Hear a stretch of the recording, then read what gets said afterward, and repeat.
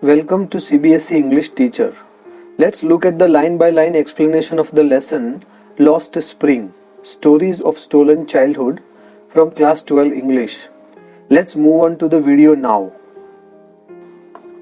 And in the dark hutments, next to lines of flames of flickering oil lamps, sit boys and girls with their fathers and mothers welding pieces of colored glass into circles of bangles. Their eyes are more adjusted to the dark than to the light outside. That is why they often end up losing their eyesight before they become adults. Welding means joining. The writer describes the environment where these bangle makers work. They were small, dark huts. The children would sit next to a line of oil lamps whose flames were unsteady. They, along with their parents, joined the pieces of colored glass into circles called bangles. As they spent a lot of time in the dark, their eyes would not adapt to the bright sunlight. Many of them lose their eyesight before gaining adulthood. Savita, a young girl in a drab pink dress, sits alongside an elderly woman, soldering pieces of glass. As her hands move mechanically like the tongs of a machine, I wonder if she knows the sanctity of the bangles she helps make. It symbolizes an Indian woman's suhag, auspiciousness in marriage. Drab means faded or colorless. Soldering means joining. Tongs, an instrument with two movable arms joined at one end. Sanctity means the state of being sacred or holy. And auspiciousness means good omen. There was a young girl by the name of Savita. She wore a faded pink colored dress.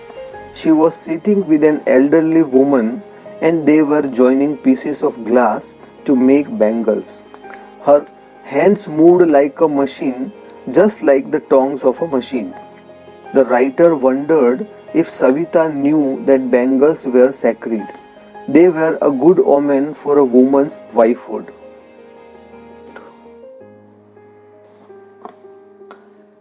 It will dawn on her suddenly one day when her head is draped with a red veil, her hands dyed red with henna, and red bangles rolled onto her wrists. She will then become a bride, like the old woman beside her who became one many years ago. She still has bangles on her wrist, but no light in her eyes. Dawn on her means she will realize, and draped means covered. She thought that Savita would realize this when she would become a bride. That day she would cover her head with a red colored veil, color her hands with henna, and wear red colored bangles on her wrist. The elderly woman sitting next to Savita also became a bride many years ago. She was still wearing the glass bangles but had no light in her eyes now. एक वक्त शेर भर खाना भी नहीं खाया. She says in a voice drained of joy. She has not enjoyed even one full meal in her entire lifetime. That's what she has reaped. Her husband, an old man with a flowing beard, says, I know nothing except bangles. All I have done is make a house for the family to live in. Seir is an Indian unit of measuring quantity, and reaped means received as a benefit. The elderly woman complained that she had not eaten even a seir of food. The woman wants to say that they are so poor that they cannot eat enough food. That is the benefit that she has received by adopting the profession of bangle making. The woman's husband has a flowing beard. He says that he does not know anything other than bangle making. All that he has been able to accomplish is to make a house for his family to live in. Hearing him, one wonders if he has achieved what many have failed in their lifetime. He has a roof over his head. The writer wonders that probably the old man has achieved something which many other people have not been able to achieve. At least he has been able to secure a shelter for his family.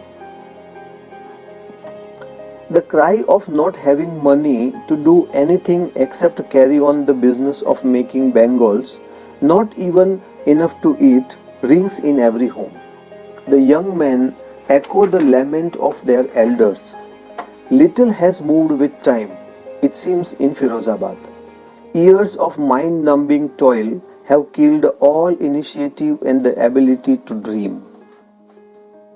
Rings means a sound which is repeated.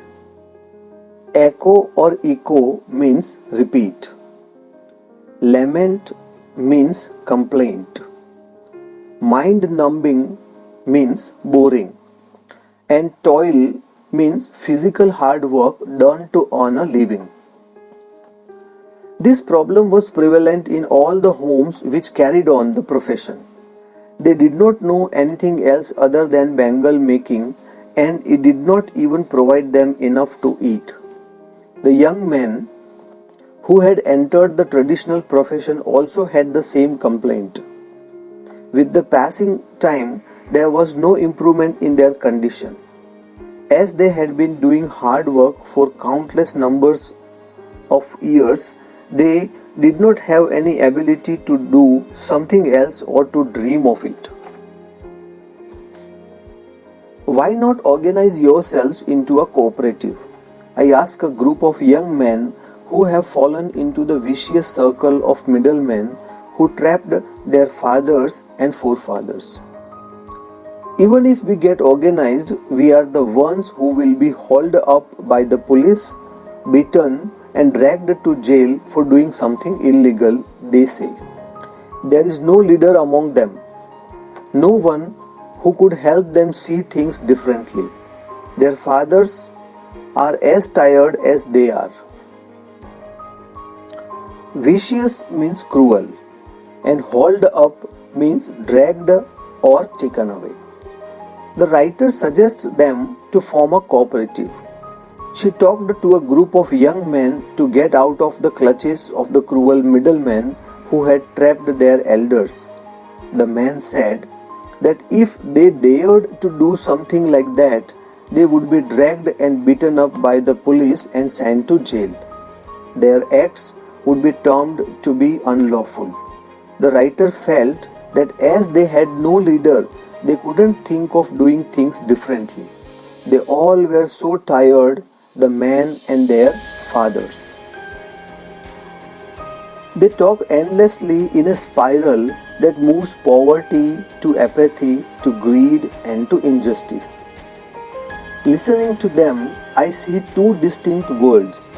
One of the family caught in a web of poverty, burdened by the stigma of caste in which they are born, the other a vicious circle of the sahukars, the middlemen, the policemen, the keepers of law, the bureaucrats, and the politicians. Together they have imposed the baggage on the child that he cannot put down. Before he is aware, he accepts it as naturally as his father. To do anything else would mean to dare. Spiral here is a never-ending continuous process. Apathy means lack of concern. Greed means intense and selfish desire for something. Distinct means separate. Stigma means dishonor. Bureaucrats are government officials. Imposed means forced upon. Baggage means burden, and to dare means to do something courageous. The man complained that it was a continuous process. Their poor condition led to lack of concern for their problems. This made them greedy and led to injustice. The writer envisioned that there were two separate worlds. One was of such families who were stuck in poverty and the pressure of doing the traditional profession according to the caste in which they were born. The other world is a never ending cycle of moneylenders, middlemen, policemen, law keepers, government officials, and politicians. Both these worlds had forced the young boys to follow the family traditions.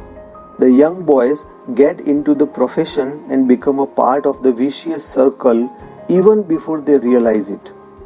If they did anything else, it meant that they were challenging these two words.